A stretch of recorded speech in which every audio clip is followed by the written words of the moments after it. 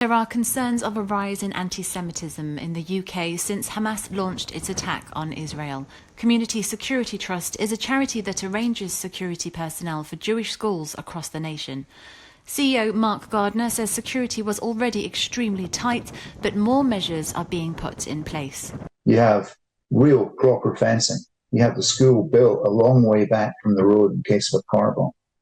You have protective film on the windows. You have CCTVs that feed into our own 24/7 control center. You have infrared mechanisms that detect any movement breaking through perimeters. You have guards on the site. But whatever else we can add on top, we will do so.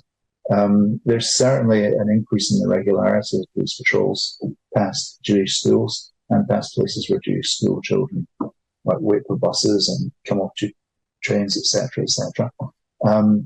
And there are some schools where there will now be a police presence at opening and closing times. Since the conflict began this weekend, Jewish communities across London have been supporting each other as people wait to hear for news of their loved ones. Eric Elbaz has cousins serving in the Israeli military. My cousin who sends me regular texts, he said, I'm happy to share my information. He goes, my childhood friend Amit and his brother were killed in Nativ Hassara.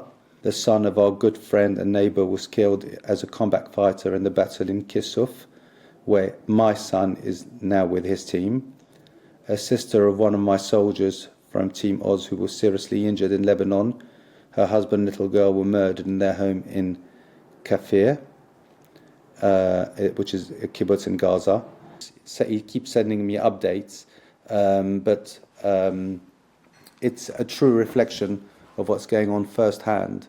You do feel on higher alert because there are things that are going on our doorsteps. And a friend of mine who was walking home from synagogue was spat at by just a random person.